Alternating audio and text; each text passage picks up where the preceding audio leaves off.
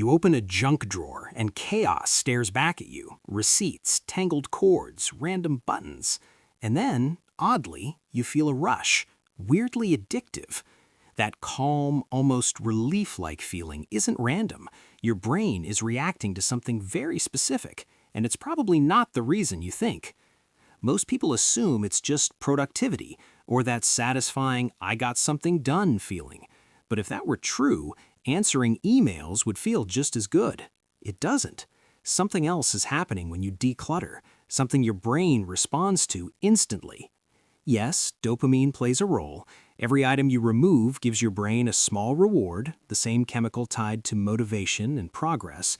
Tossing an old receipt or clearing a shelf feels like a win. But here's the important part.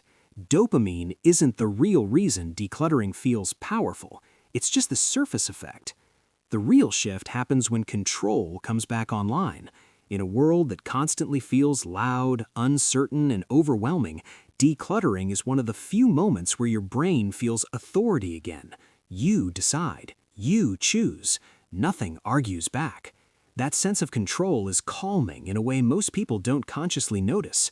That's why clutter feels exhausting, even when you haven't done anything all day.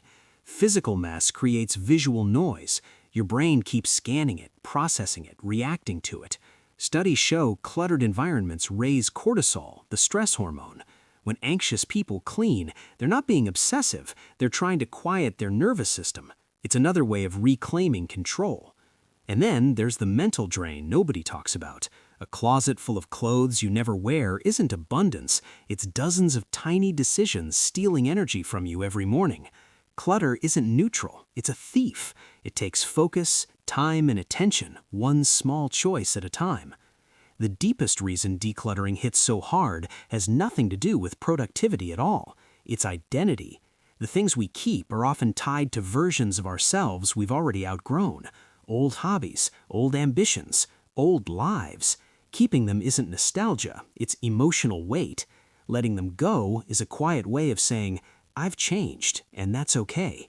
That's why people feel the urge to declutter after breakups, moves, or major life shifts. The external reset mirrors an internal one. An empty shelf doesn't feel empty, it feels open, like breathing room, like potential. So when you see someone happily organizing or throwing things away, they're not just tidying up. Their brain is calming itself, regaining control, letting go of who they were to make space for who they're becoming. That's why your brain loves it. And once you notice that, you'll never look at clutter the same way again.